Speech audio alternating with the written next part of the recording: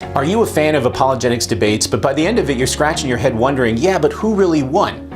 Maybe the two opponents were so rhetorically persuasive, but you really want to know who won based on the merits of the debate itself. My name is Nate Sala. I'm the president of a Christian apologetics ministry called A Clear Lens. And before I jumped into ministry, I actually taught debate. So if you're looking for the inside baseball on famous Christian apologetics debates, then join me in this video.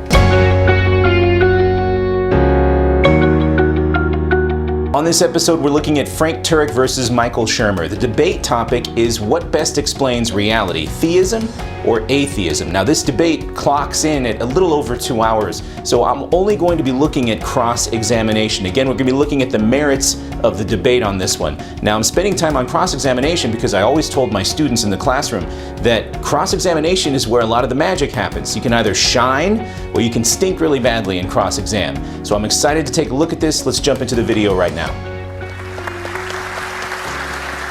I'm pumped. Let's do it. So at this point, we are going to have a 15-minute cross-examination where each debater gets 15 minutes to ask questions to the other debater, and they get to answer it, and then they switch roles after 15 minutes. And at this point, you can also throw in some rebuttal statements in that. But however, I do ask that if you do ask a question, you... Okay, so the moderator said something about rebuttals. In a regular, I don't know, again, like a policy or a public forum debate, you can't do that. You can only ask the right kinds of questions that serve your purposes as an interlocutor, but the person that's answering the questions are not allowed to give a formal rebuttal. Rebuttal speeches have its own separate category, and that's after a cross-exam. Great. All right, thanks. Michael, question I'll put on the board so everyone can see. If you're a brain evolved by an unguided, unintelligent process and all your thoughts are completely dictated by the laws of physics, in other words, you're a moist robot, then why should we think your thoughts are true, including the thoughts you've stated right here tonight? Okay. We're operating at different levels here. So it would be like if you wanted to explain water by looking at the quantum physics in the subatomic particles in hydrogen and oxygen atoms. How do you get water out of these quantum, these quarks inside the protons and neutrons of the atom? You don't. It's a higher level explanation. Much like we talk about emergent properties. How do you get democracy out of atoms? Well, you don't. You don't use physics to explain democracy. You use political science. So what we're talking about here is kind of different levels, explanatory levels, which is one reason why we have different fields of study. Okay, immediately they're already off on the wrong foot. A lot of times people aren't really talking to each other, they're talking around each other. Turek asked a very specific question that actually goes back to, if you catch the full debate, which by the way, the link will be in the show description, it goes back to something that he made in his opening statement. What Frank is asking is a two-pronged question, it seems to me. The first question is really about epistemology, okay? If we are, according to atheists, according to Shermer, if we are nothing but molecules, then we're locked inside our own minds. We cannot transcend that. We cannot find anything that is actually transcendent and objective and applies to us in a way that we conform and adhere to it outside of ourselves. And so the first question Frank is asking is, how can we access that? That's an epistemological question. The second question that he's asking, though, is directly related, which is, if we can't access it as atheists under your worldview, then is it even there? Now, Shermer appears to be answering with like, well, the interaction of molecules makes water. I think he's providing some kind of a corollary to where he's suggesting that basically the interaction of our own molecules in our brains creates truth. I'm not sure. Let me go ahead and let him finish. I agree with you on that there are other fields of study, but if you're a materialist, unless you've changed your mind, all that exists are molecules. So again, why should we believe what you're saying? So consciousness, well, that's sort of a bizarre question. What do you mean why should you believe it? It would be like saying, you're made out of quarks, and so why should I believe you? What does quarks or atoms got to do with anything? Because if we're controlled by the laws of physics, including our thoughts, why should we expect our thoughts to be true? Okay, I'm a compatibilist, so I believe that we have volition and free will. How? Okay, but free will was not the primary thing that Turek is talking about here, so now Shermer has kind of shifted. Turek did bring this up, but that was a secondary effect of his original question, and now Shermer is shifting. Whether he's doing it on purpose or not, I mean, this is kind of filibustering a little bit, but let's see.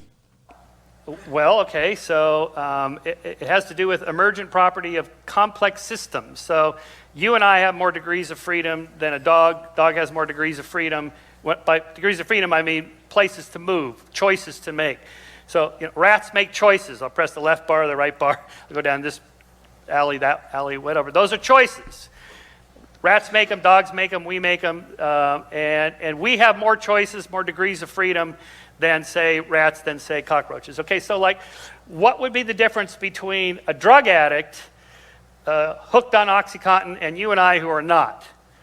You and I are not under that sway, but the poor addict is. There's a difference there of degrees of freedom. Okay, so I would. Yeah, but he's presupposing freedom. So he really hasn't answered the question. And look, as a compatibilist myself and a Christian, compatibilists have a difficult time answering this question because it's a difficult question to answer because the problem of interaction is still something that compatibilists, in my opinion, really haven't worked out.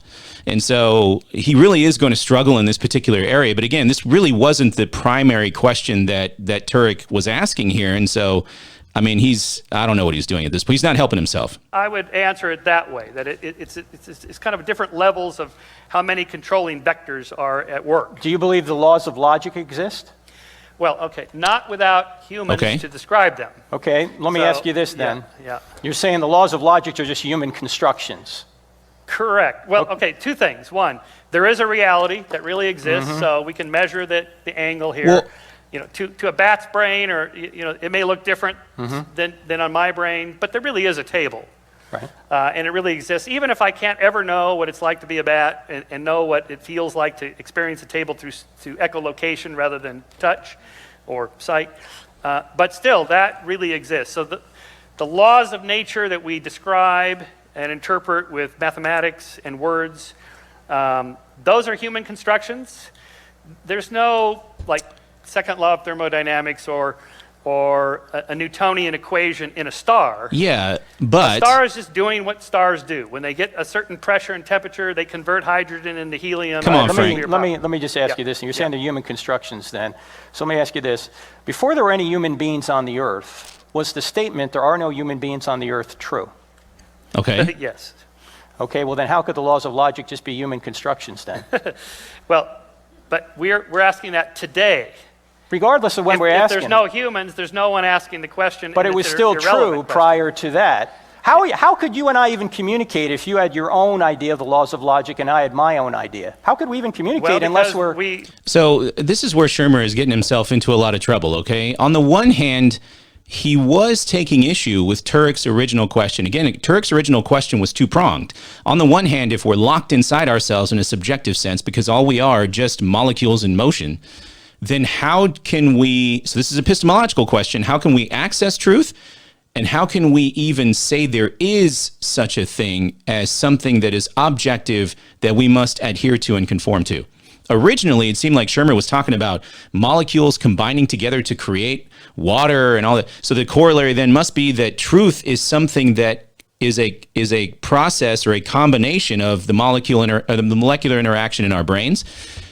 But now he just said that there is an external reality. So in the realm of external reality, what is his explanation for these things? He still has not answered the question. So maybe he will, who knows? Because there is a reality and we share a common neuroanatomy to describe it in ways that are similar. So this gets at the problem of other minds. How do I know your red looks like my red? Okay, these head scratchers that you get in Philosophy 101. How do I know that you're not all a bunch of zombies and I'm the only one with the lights on? Okay. My answer to this is the Copernican principle, which says we're not special. The Earth is not the center of the universe. We go around the sun with all the other planets. We're not special. We're just in a little corner of the Milky Way galaxy, one of 100 billion galaxies. We're not special. So the chances of me being the super special one human that's conscious and self-aware, and the rest of you are zombies walking around and you only look like you're and pretending to be conscious is very low. So that's how. Right, but Okay, Shermer is not helping himself at all here, and Turek clearly has the upper hand just in this first few minutes. Shermer started to say something interesting, which is, hey, maybe we have a shared neuroanatomy. I'm not sure what he's getting at there. Maybe he means that the way that the body, evolutionarily speaking, is designed makes us to have the same kinds of shared thought processes that then when we communicate one to another, we can actually understand each other. But he didn't really go there. And then he started talking about the Copernican principle.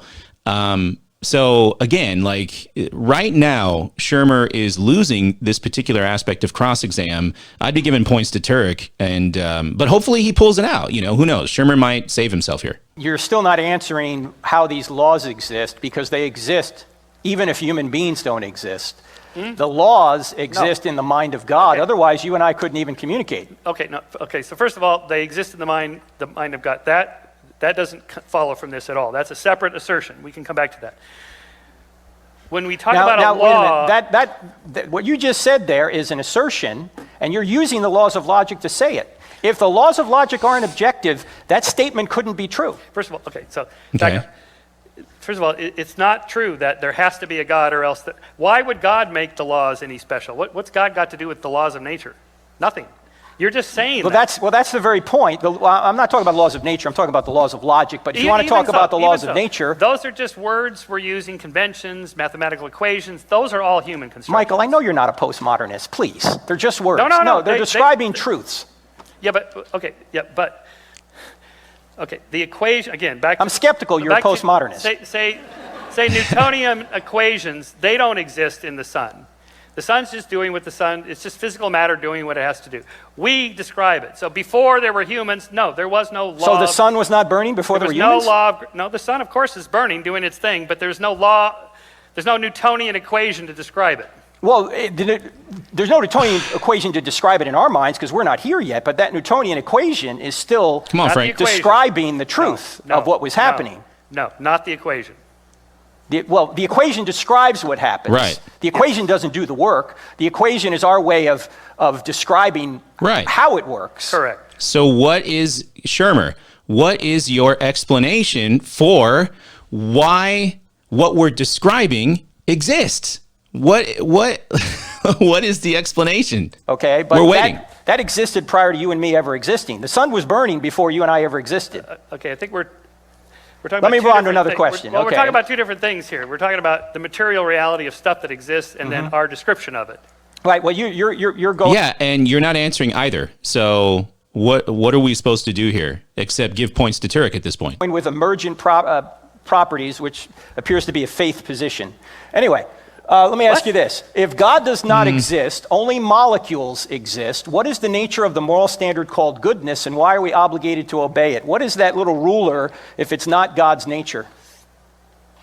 Okay, back to where I started. Frank, can you think of any reason why sex... Okay, see, Shermer doesn't understand the question.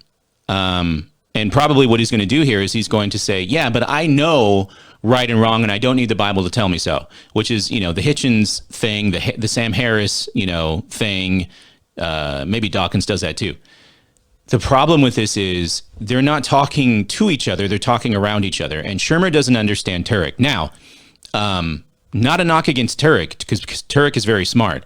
If I were in Turek's position, I would be finding another way to word this particular question in a manner that actually helps Shermer out to understand specifically what it is that we're asking. Now Turek has shifted to the morality question, the moral argument, which again goes back to his opening statement. But the problem is that Shermer still doesn't get it. So now we're going to get probably another 3 or 4 minutes of something that doesn't really answer the question, and we're not going to get anywhere. Frank, can you think of any reason why sexually molesting a child is bad? I can wrong, think of, evil? yes, I can think of reasons, but they're all based on moral principles which require God. No, they don't. Sure they No, do. really. Do you really need God to tell you and explain to you why it's wrong to molest a No, child? not to tell me why it's wrong, but you don't need God to know right and wrong. You don't need God to be good. You just need God to justify what No, you good don't. is. No. What, Right there. Stop right there and leave out the God part. I know why it's wrong. Full stop. You know The why it's wrong, reasons- but why is it wrong Okay, so- independent of you knowing it? So Plato refuted this 2.5 millennia ago. It's Really? called the Euthyphro problem, or the Euthyphro dilemma. No. That is, if God says, say, murder is wrong, although technically by definition that's what murder means, wrongful killing. But in any case, are there reasons why God is saying that? Yes, God has his reasons. Okay, give us the reasons. Made in the image of God. And skip the middleman. All we need are the reasons why. But see, that implies a moral principle. When you, like before you said, the reason you shouldn't sexually molest a child is because they're sentient beings and you wouldn't want them doing it to you, or vice versa, or whatever. Those are all other moral principles that need a source. What No, they is don't the need a source on atheism? The source What is the standard? leave atheism out of it. Atheism isn't anything. It's just lack of belief in God, full stop. We could talk about civil rights, civil liberties, the rule of law. Where do rights come from? Conventions. I think rights come from, the basis of it is human nature and what all of us want. Now, I think we're born with an inherent, innate sense of right and wrong. We know from Okay, so morality just means it's there.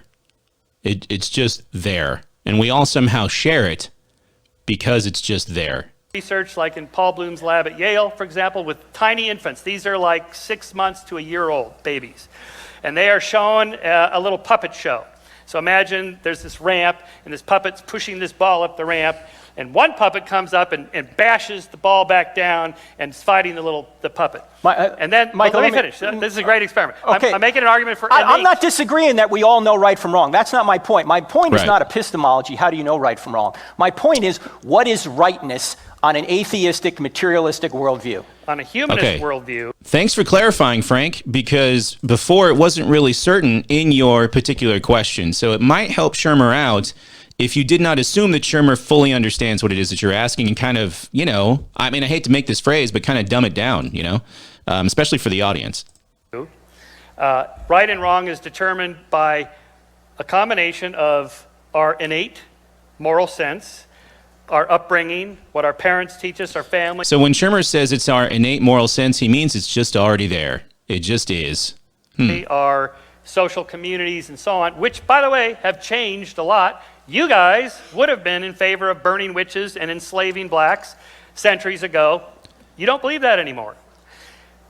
Maybe 50 years ago, most of you would have voted, probably about 90% would have voted that blacks and whites getting married should be illegal. It's not God's plan. God separated the races by continents. These were arguments made in the 20th century. Okay, Nobody Changing here the would subject. argue that today. Michael, your book... Gay marriage.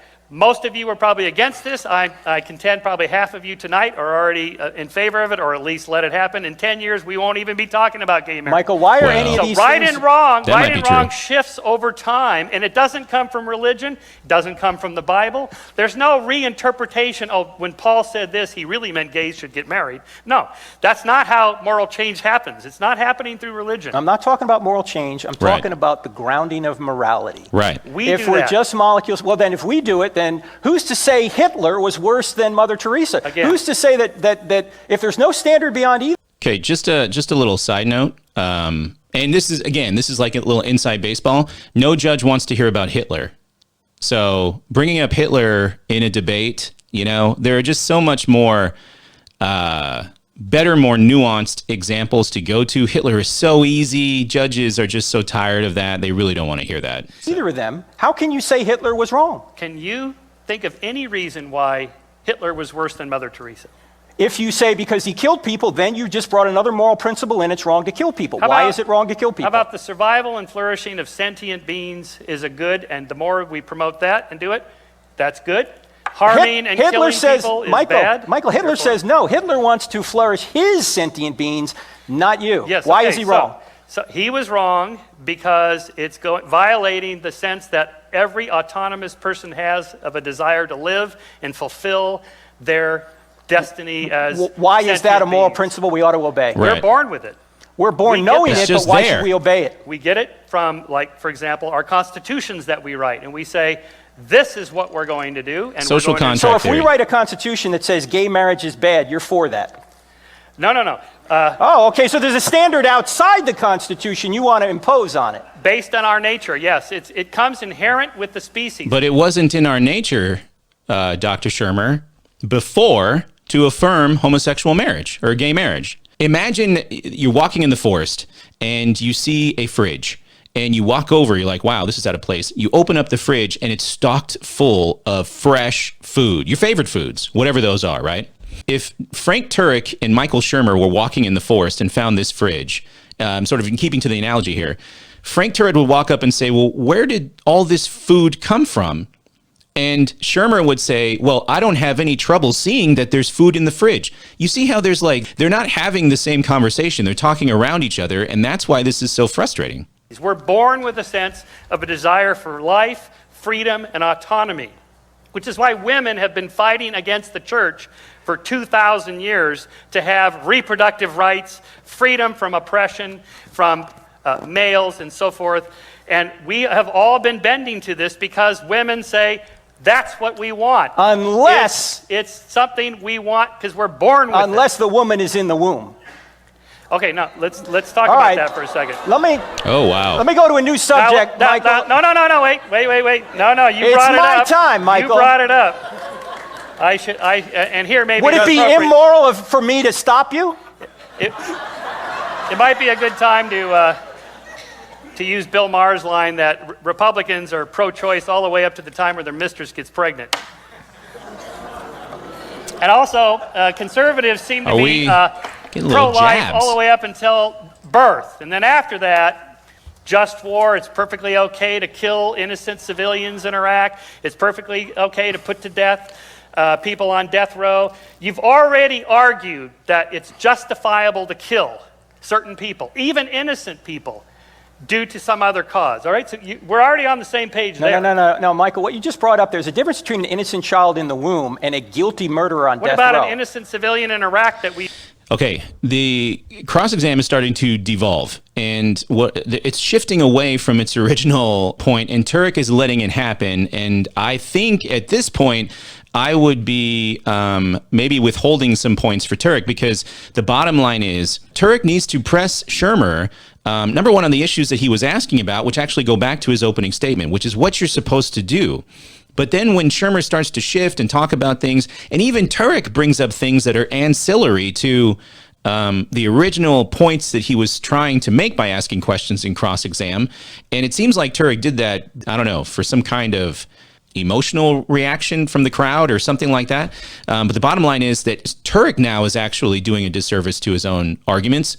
And now the conversation has shifted a bit to abortion, when originally it was about the grounding of morality. So we got to be extremely careful as debaters to, number one, stick to the points that we want to make by asking those questions, then not letting your interlocutor change the conversation and lead you into a new discussion that wasn't part of your original one.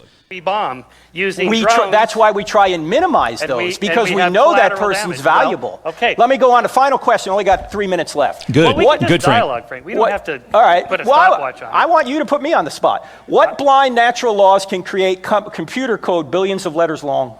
Okay, first of all, you were wrong about that business about DNA. It's perfect. There's not a single... Well, no, there could be mutations in it. This is not just mutations. 8% of our DNA is viral DNA. This is called lateral gene transfer. It was discovered in the 60s and 70s. There's a new book out called The Tangled Tree. David Quammen, I just had him on my podcast last week. He talks about all the new research on this. Since the Human Genome Project, 8% of our genome is viral. How did it get there? It came there from viruses. 2.5% of our genome of everybody who's not in Africa, does not have an African origin, is Neanderthal. Give me the explanation, the theist... So for Shermer now, Shermer actually has a solid reply. Now, whether you are taken with Shermer's position or not, that's a solid response to Turek. And I take Shermer's word at having the expert on, and I have to go back after this recording and double check his sources. But just for the purposes of cross-exam, that's a pretty solid response. Now, does it actually handle the 92% of the genetic code? No, but At least Shermer has something here, so maybe he can flesh this out a little bit further in cross-exam. Explanation for why God put Neanderthal DNA, 2.5%, into our genome. What's the purpose of that? I don't know what the purpose is because I'm not a biologist, but my question to you Well, there's no purpose. Is the DNA a computer program or not? Okay, these analogies we use, it's not a computer program. This is just a metaphor we use to try to understand. No, Shermer's also correct. It's not a computer program. And Turek is being a little inarticulate here in sort of speaking as if it was instead of it's like a computer program. It's not a metaphor. It's one-to-one correspondence. It's like computer code. It's You can like ask the computer moderator right here. So that's what he should have said originally. It's like computer code. It is not computer code. As soon as you get yourself into trouble that way, your interlocutor can have a field day pointing out that you've misspoken. All right, looks like it's Shermer's turn. So let's go ahead and see Shermer shine. I mean, this is opportunity, so hopefully he can push back on Frank here. Yeah. Here we go. Anybody know how to use an iPhone? Come on, Shermer. What I'm not following you, Frank, so for example, from your beginning points, how you're deriving that there must be a single, personal creator who cares about me from the fact that the gravitational laws are a certain way. I haven't gotten there completely yet because this is just theism at this point. Could it be a committee of gods? There could be 2 or 3 or a dozen. Could be like a board of directors that, that runs the universe. It can't. Okay, I don't. Okay, Shermer started out well. Okay, the question is, why is it only that a personal being is the answer to the question, why is the universe here? Why does everything exist, right? When maybe there's other alternatives. Now, science has some alternatives, okay? Whether or not you think they're great, they do. But then Shermer takes back, he undercuts himself by saying, could it be another God or other gods? The whole point of the debate is what best explains reality, theism or atheism. So he starts off well, and then he hurts himself, and that's not great. For a couple of reasons. Although you look at the platypus, you might think so. Well, but I mean, deism could be that could be it. God set up the whole thing. You're right. Yeah. Deism and runs the show. It could be deism, but I think when you go further, you realize that God has intervened in the world since the beginning. But back to your point. One argument, which I didn't bring up, is the idea that that everything that exists materially is composed, and it needs to be composed by an external force. Now, the force that composes the universe and composes matter can't be composed itself, because then that being would need a composer as well. Yeah, so what you're getting back to is an immaterial, spaceless, timeless composer that words. is pure actuality, no potentiality. That being isn't composed at all. It's spaceless, timeless, and immaterial. Okay, who created and there can only be one of them. Timeless being? If you're timeless, do you have a beginning? No, yeah, of course. Look, if you're let me say that again. If you're timeless, do you have a beginning? You can. How? You're not in time. So now you're Okay, look, at the end of the day, you're going to respond based on your research, based on your prep time, your practice, all that stuff. Role playing for this debate. I'm assuming both Frank and Shermer role played these things before they got up on stage here. And so in the moment, you're going to say stuff. I don't think this was probably the best response. What Shermer is asking about is intentionality, okay? And that's where Shermer, I think, doesn't quite, he either disagrees with Frank or he doesn't quite understand what Frank is getting at here. Why is it that a being has to be the answer? Now, Frank talks about things being composed, which is fine. But what he really needs to explain is when you have a universe that exists now, but once in the past did not exist, which is Big Bang cosmology, right? What explains the universe coming into existence in the first place? Now, inanimate objects have no way of creating or causing. The only thing that causes is something that is intentional, and the only things that are intentional is a mind. Now, Frank probably should have walked through that, but he doesn't, and so Shermer, I think, isn't really going to understand and probably continue to give pushback on Frank's responses here to his question. Depending on the laws of logic that are failing, because, first of all, we don't know of anything that came from nothing. There's no example of this at all. For example, quantum physicists tell us that the things that are bouncing off all of us right now, photons of light, They come from the inside of atoms. They're not in the atoms. They're not sitting there waiting to burst out. They pop out of the atoms, out of nothing, out of the quantum foam. Okay, you quoted Stephen Hawking quite a bit. Hawking's point was that, not that the universe comes from nothing.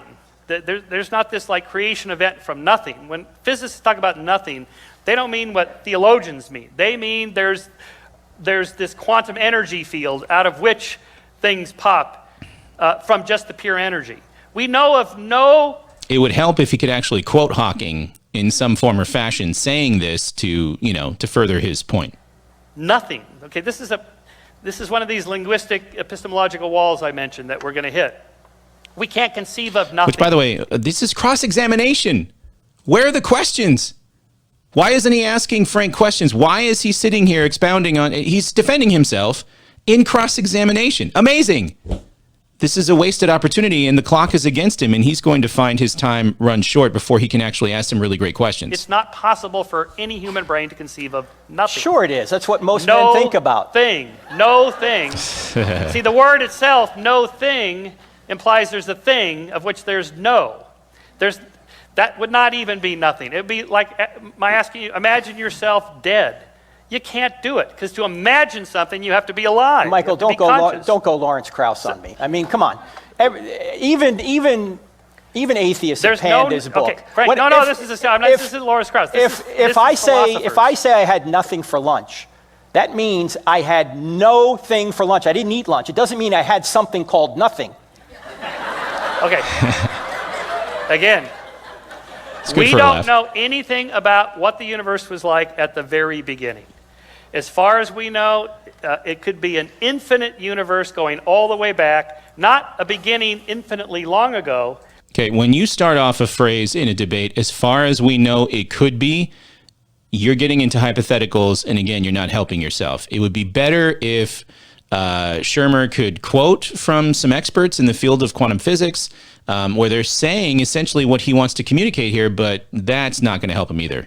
That the Big Bang creation from the singularity point was itself just on the continuum of there's always being something, by which I mean the nothing of quantum energy. All right, Okay, so again, we're hitting a wall here. I'm not saying I know what was there before. Nobody knows, and we can never know, as long as we're in this universe, what was there before our universe. It's just as possible that there were multiple universes, and by this I don't mean multiple universes now. I mean a sequence of these, from which, for example, a collapsing black hole that collapses into a singularity point, which was Stephen Hawking's great breakthrough for his PhD thesis, was that maybe this is how the universe started, was something like a collapsing black hole singularity point. It's entirely possible, this is pure science fiction at the moment, that...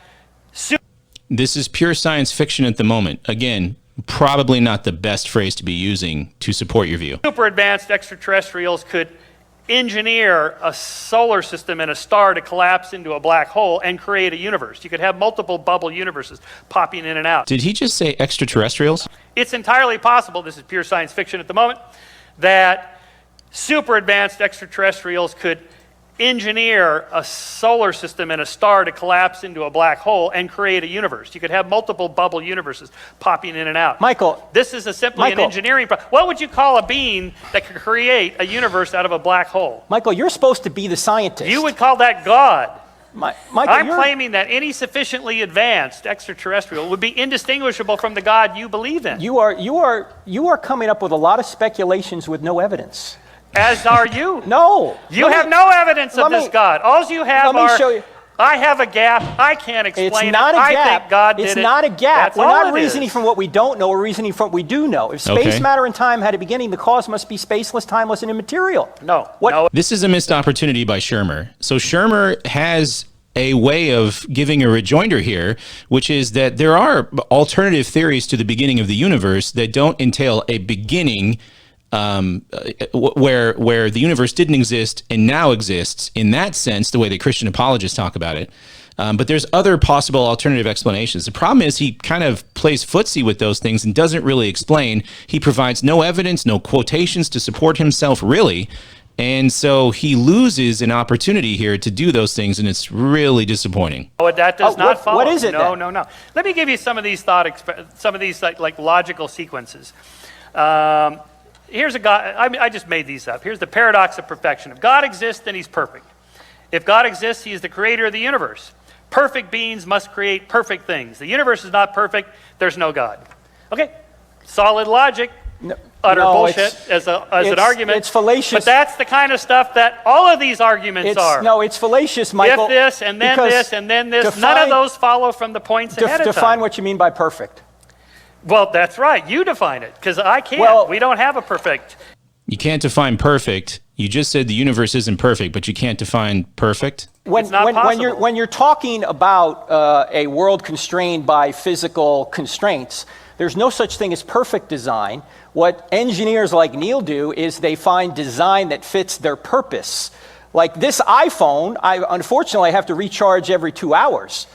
Now they could have made the iPhone a lot bigger, but if they did, I'd be lugging it around like a suitcase. You need to get the 5. Well, Stick with whatever. The 5. The point here is that the engineers have to trade off between size and portability and battery life. So there is no perfect design unless you know what the intention of the designer is. So the analogy there is fallacious, or the statement you said. But let me just ask you this. This is an important point here. All right? Up here. You see right here is today. Yeah. There's yesterday. So Frank shouldn't be asking any questions. This is Shermer's time to ask Frank questions, and Frank is stealing that away from Shermer. Now, Shermer shouldn't allow him to do that, but on the other hand, this isn't really helping Frank either.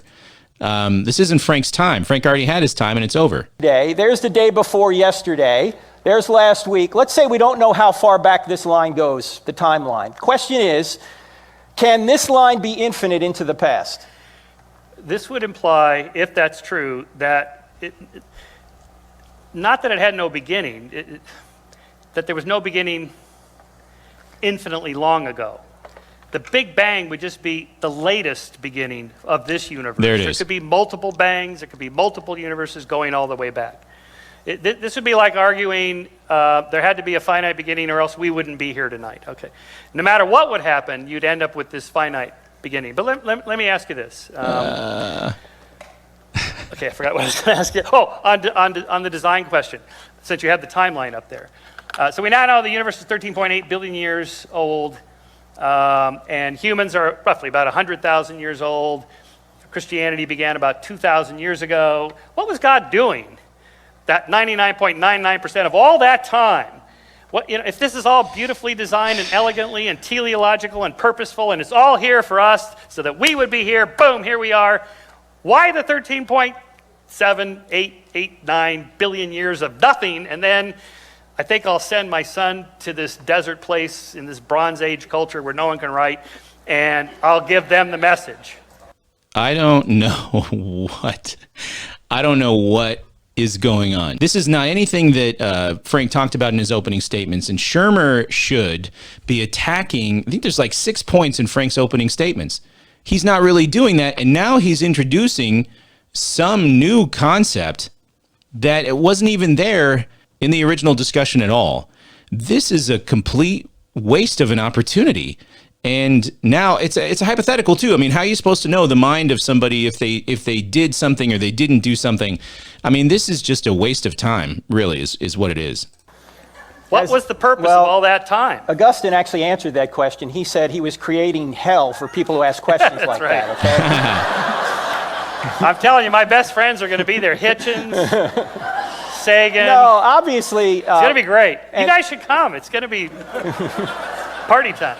Now, Michael, But that's a serious question, though, really, because if you're building us into it as something purposeful, I realize you didn't go there with your arguments. Mm-hmm. It's a different argument. That's okay. How do you get to Christianity? He didn't mention that. Jesus died for us with 13.788 billion years of nothing, and then I think I'll come in now. We're just off topic at this point. This is not good. I have not read it myself. I just had him on the radio program.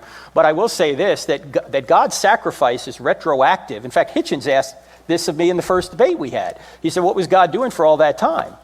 And Hitchens didn't seem to realize that Christ's sacrifice was retroactive to everything that happened before him. So people that lived before him were still saved by his sacrifice. So when God came, working through free creatures, a lot of people say he came 2,000 years ago because you had a relative time of peace with a Roman Empire that built a road system and a language, Koine Greek, that was all around the known world at the time. It was the perfect time for God to come and spread this message through people around the ancient world. Did he die for the Neanderthals too?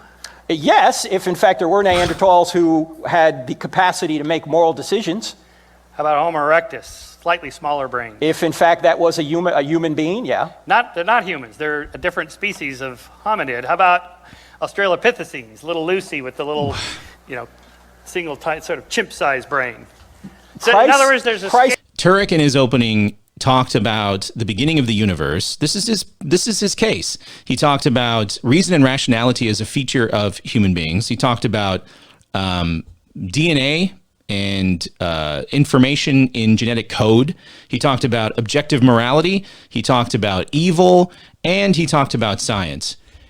This is way, way off the reservation here, and I'm just wondering where this is all going, because like I said, seconds are ticking away from here. Sacrifice How covers about my it all. Dog? Does my dog get saved? You see where I'm going with Yes, this? There's dogs a go to scale. heaven, but cats don't. Clearly they're demonic. Okay? Here, we have agreement on this. I will concede the point. Let the record show there is agreement. No. I love cats. They taste like chicken. All right, I'm sorry. Oh, wow. Oh, my gosh. This is devolved. I'm sorry. He believes in evolution. I'm de-evolution. Nobody's ever going to invite me to be a moderator again. Or at least for the political candidates coming up. How about, Frank, not just time, what was God doing for 13.8 billion years, but space? I mean, we now know that there's roughly several hundred billion galaxies, each of which contain several hundred billion stars, and now looks like pretty much every star has half a dozen to a dozen planets, if not more, and moons and so on. What about all those? What's the purpose of all that other stuff if we're supposed to be the focus? Just one little third rock from the sun in this tiny little corner of the galaxy. Why all that space? That hasn't been revealed to us if there are other life forms out there. But all those life forms, I should say all that space out there actually demonstrates the majesty of God. I mean, if the clouds ended at the cloud tops, or if the heavens ended at the cloud tops, we go, hey, what's the big deal? But when you see stars equivalent to grains of sand on all the beaches on all the earth, spread out there, that would take us over 200,000 years at space shuttle speed to go between them, you realize the majesty of God. This is why both the Old and the New Testament say the heavens declare the glory of God. In fact, in Isaiah chapter 40, in Isaiah chapter 40, Michael, where am I? God is speaking and says, to whom will you compare me, or who is my equal, says the Holy One. He says, in other words, you want a comparison? Here's what he says. Lift your eyes and look to the heavens. Who created all these stars and named them one by one? Because of his great strength and mighty power, not one of them is missing. Shermer's question isn't awful. Because it tends to go back. This is finally something that actually connects to Frank's opener. Frank was talking about the fine-tuning of the universe in the beginning, and so now he's asking, well, what about all this space in the universe? Frank's response isn't awful, but I don't think it really connects with Shermer's answer either. Maybe a better answer is that there was no space as a feature. I mean, the space of the universe that we see now is actually evidence that there was a beginning, because everything was compacted down to a very, very finite point. And so in the beginning, there was no space. The space is an example of the universe expanding over time, over millions of years. And so, that's why there is space. But I don't think, emotionally speaking, this is really going to connect, or even on an ethos level, this is really going to connect with Shermer just saying that space is a representation of the majesty of God. It speaks to the base, it speaks to the Christians in the audience, but that's all it speaks to. How do you know that the Christian religion is the right one? How much time are you going to give So, me? for example, there's 1 billion Muslims who are absolutely certain you're going to hell because you chose the wrong religion. And they speak with as much conviction, they have great arguments and so on. Or for that matter, my Jewish friends and rabbis, they don't accept Jesus as their Savior. They believe the same God, the same book, at least the first part of the book, the Hebrew Bible.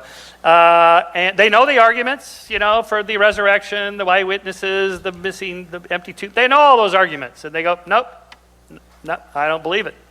So it's interesting to me, from a scientist's perspective, that you get so much diversity over such a long period of time, and there's no convergence toward, yeah, that's the right one. Like in science, like Big Bang Theory versus steady state cosmology, that was debated for a couple decades.